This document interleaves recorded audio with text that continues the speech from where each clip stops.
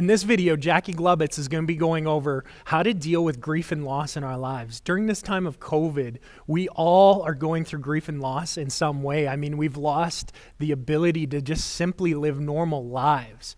But grief and loss affects each and every one of us.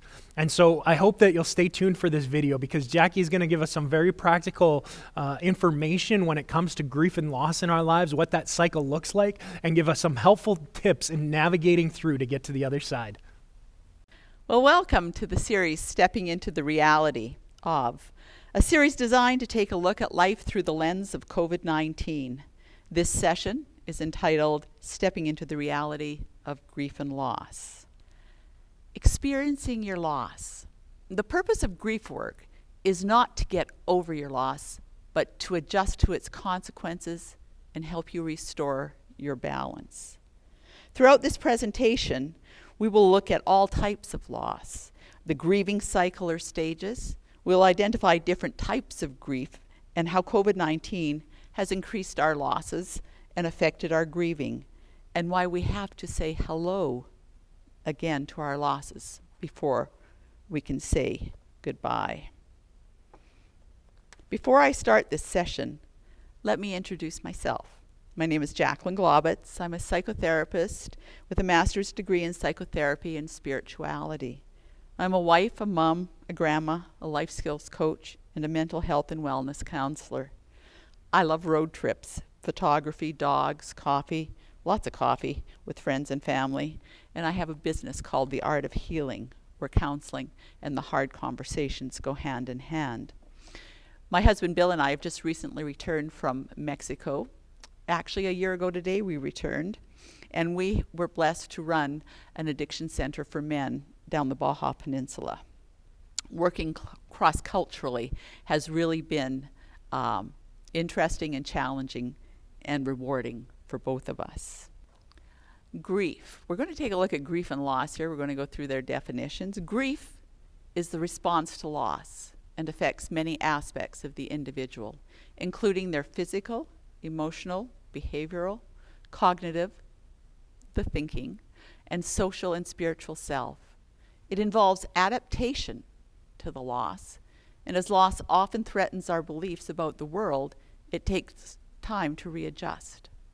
Through grief, we express feelings about loss. Grief is painful. It is work. It is a lingering process, but it is necessary for all kinds of loss. Loss is different in that it involves separation from something that is meaning to us and to which we feel connected. Loss may occur suddenly or gradually. We may hide loss, especially if there's a stigma or shame involved with it. A small loss or a large one hurts, and it hurts more because we have not been taught to expect or how to handle the losses of life. Loss is not the enemy. Not facing its existence is. The very nature of grief work is difficult and is our response to loss. During this unique time of COVID-19, our grief and loss work has taken on new meaning, new struggle. Not only are we grieving the deaths of loved ones, but our final goodbyes have become bittersweet while we stare through the screen of a tablet or an iPad with a nurse, a health caregiver holding it up, or look through a window waving farewell, perhaps holding signs of decorated posters with hearts and tears and expressions of love. But also at this time, we are not always grieving and mourning the loss of a loved one. The virus has brought many other losses into our lives, big and small, and they need to be grieved as well. And everyone is grieving something. Every loss is important. They are a part of life, and we cannot avoid them. Loss is not the enemy, as I said, but not facing its existence is. In many ways, losses are necessary because we grow by losing and accepting the loss. Change occurs through loss. Growth occurs through loss, and life takes on a deeper meaning because of our losses. It's been an interesting journey for me with loss. I started my career in hospice, where we worked with terminally ill patients. And I came to understand a lot about grieving and the loss of a loved one, grieving the loss of the ability to do the things for yourself that you took for granted, like tying your shoelaces or speaking or hugging your loved one. And 11 years ago, loss touched me more personally when my son, who was 24 years old, died. So I have a personal investment in the Grief and Loss Club that I don't wish on anybody, but it happens. It will happen to all of us at some point in our lives.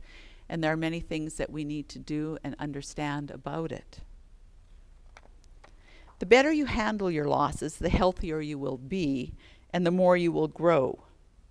Loss is not fair, but it definitely is part of everyone's life. And so now we're going to go deeper by taking a look at the types of losses. In general, we have the loss of a loved one. We could have a divorce or a relationship breakup. We may lose our health. We may lose our job. We may lose financial stability. We may suffer a miscarriage.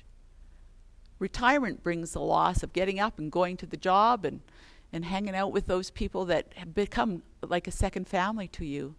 And we may lose a pet. We may lose dreams. And a loved one's serious illness creates a loss of friendship for us. Loss of safety. We may experience that after a trauma, a break-in, a violation. And selling the family home or moving can be a loss for many, because the neighbors next door, because of the school we were attending, because of the faith-based church organization we were going to.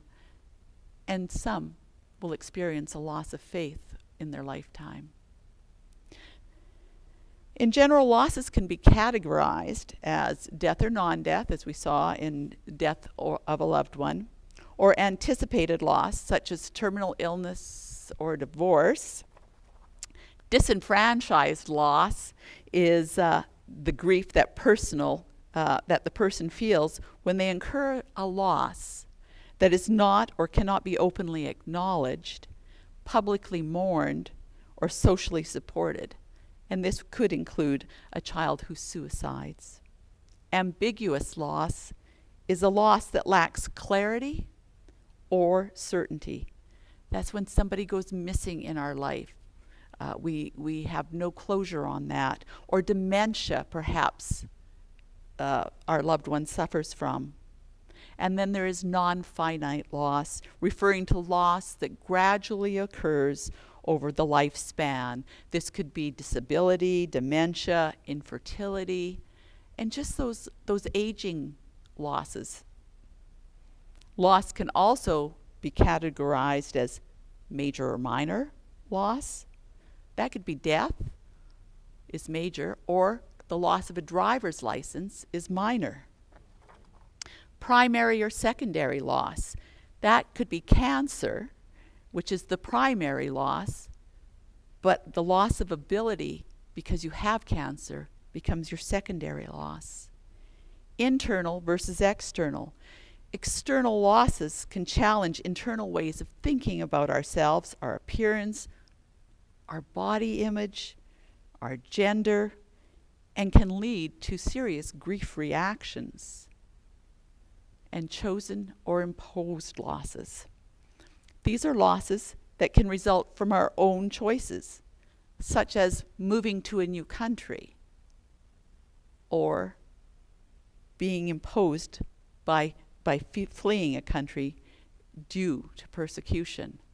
So there is a number of ways to look at loss, or a number of types of losses, and I want to go on to death and other losses. Okay, death and other losses. Any event that destroys a person's understanding of the meaning of life is felt as a loss. The amount of intensity of loss you feel is closely tied to the replaceability of whatever you lost. Children who experience too many losses have more difficulty handling their adolescent and adult losses. And this is a very serious thing that we need to, we often say, oh, children are resilient, they bounce back.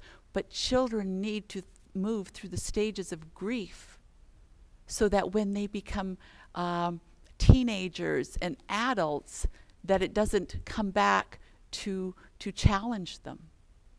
And then many people have become more proficient in developing denial than we are in facing and accepting the losses of life. So here we have the primary loss of the person who died as an example. And attached to that is the loss of income, the loss of friendship, the loss of ability to provide for that person anymore if you've been looking after them as a caregiver. The loss of faith, perhaps. Losses attached to that person and that relationship you had with them.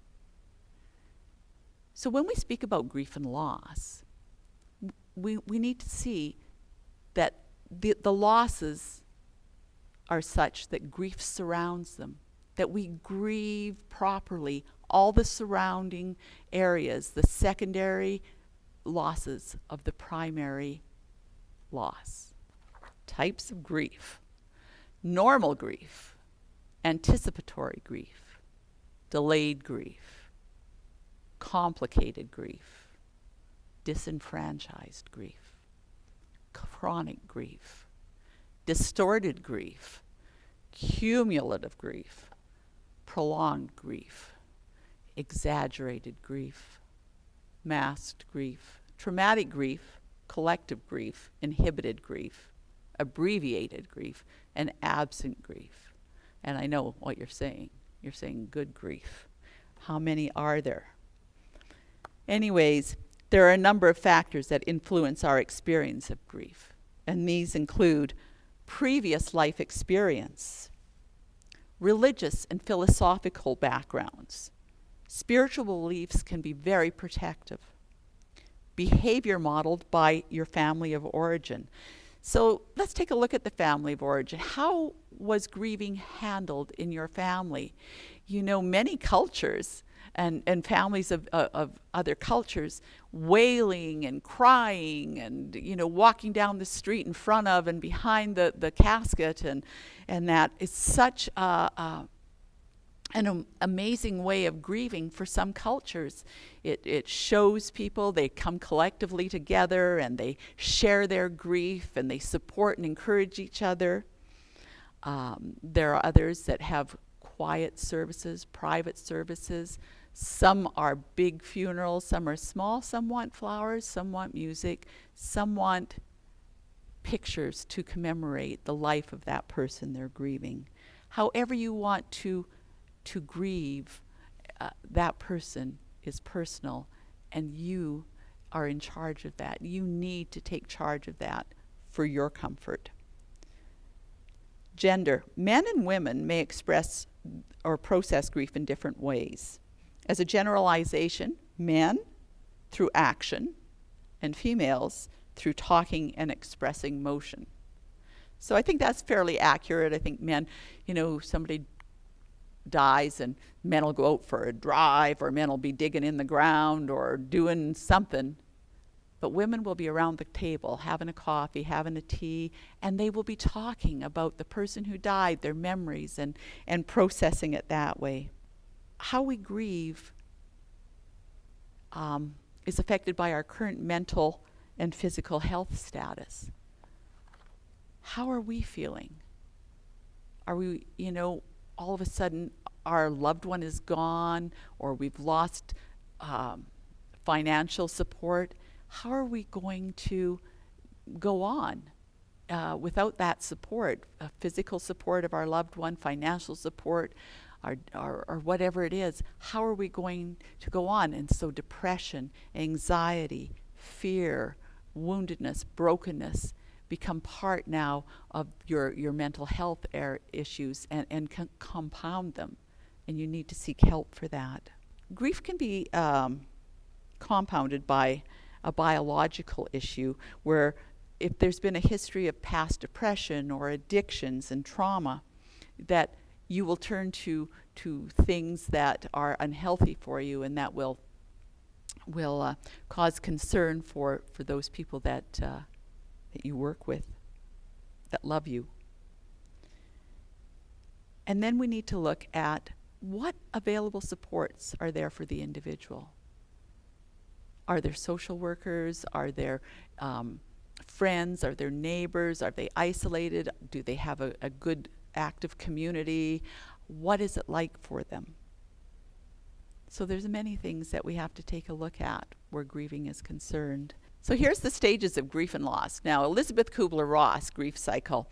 I think for many, many, many people, we all know this grief cycle, and it's still one of the best ones that's around, but there are many others. But I like this one, and it's comprehensive still, and I certainly know that we go through these stages. So the first one is denial.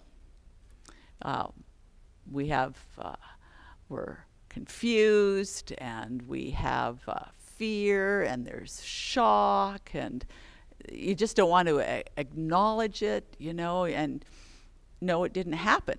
No, you're lying to me. When you get that phone call that your loved one has died, people go, no, you're lying to me. That's not true. How could that have happened? And then once you move from denial, you get into anger. You're frustrated, and you're irritated, and your anxiety is at an all-time high.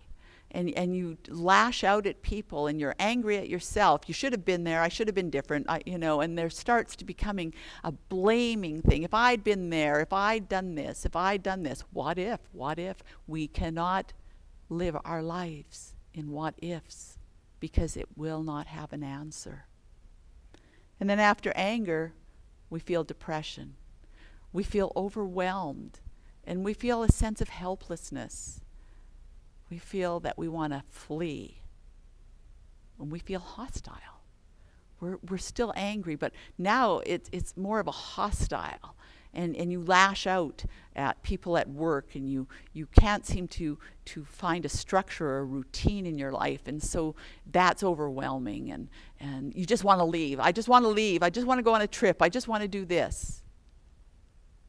And you need to see a healthcare professional if you're feeling that way. Bargaining.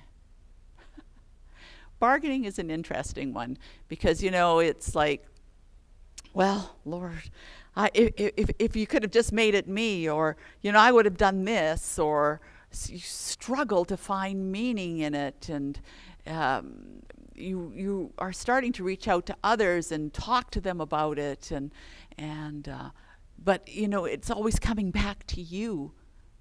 Again, why him and not me? Why them and not me? Why my job and not her job? Whatever it is. Why?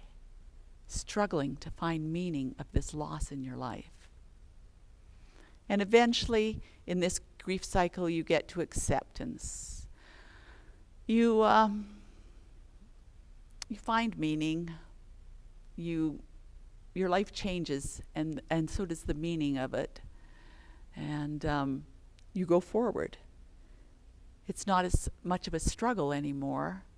It's more of an acceptance and an adapting to your new life. As a single person, as a widower, or as a person without a job, but you still have your abilities and your talents that you can work with. So it's important to know that in the grief cycle, these are issues you're going to face. You're going to face denial. You're going to face anger, depression. You're going to bargain. You're going to be struggling to find meaning. And when you do, you will find acceptance. You will find acceptance. Grief is experienced in a number of ways. There's the feeling, the numbness, the physical sensations as described in Kubler-Ross, the thinking, the disbelief of it, the confusion. One of the hardest things is for a lot of people, especially older people in grief and loss, is memory reduction, reduced memories, reduced remembering things, what you're supposed to do. And there's a sense of hopelessness that goes with it. And then there's behaviors, crying, agitation, social withdrawal, sleep issues, and appetite changes. I want to talk to you about grief bursts. Grief bursts. You can think you have everything under control, that things are going well and you're going to venture out and all of a sudden you will hear a song, you will smell a perfume, something will catch your eye, and you will burst into tears. And this is a grief burst, and it happens anywhere and everywhere. And it's not to make you panicked, it's not to make you concerned about anything. It's a natural thing in the healing process. What is the how and why of it all? These are questions that we can ask ourselves to help us move through, move forward, and move on with your life after death or loss. Why did this happen to me? How can I learn through this experience? How can I now go on with my life? But I want you to catch this. When the how question replaces the why question, you have started to live with the reality of the loss. What is the question we ask to get to the point of how and why? What do I have to do to get to this point? How do I get to that how question? And we've seen the cycles. We understand some of the issues, but that's what's important. You need to get to the how can I now go on with my life? The why and the what has to be left behind. Mourning. Mourning is the necessary process of returning back to life after we have been jolted from its road. It involves leaving behind what needs to be left behind, bringing along what needs to be brought along, and learning to distinguish between the two. There are 4 tasks of mourning. We need to accept the reality of the loss. It really happened, and it really happened to me. We need to work through the pain of grief, the cycle of grief, the denial, the anger, the acceptance. We need to adjust in mourning to an environment without the lost person or the lost object. And we need to emotionally relocate the lost person or object and move on with our life. Mourning is grief gone public. Mourning is when you step out of your grief and into your world again, your world of work, your world of family gatherings, your world of communities, your world of church, your world of whatever it is that's in your world. Mourning is grief gone public. As we grieve, we grow. And there's a necessity to acknowledge that an essential life skill is to adapt to grief and loss.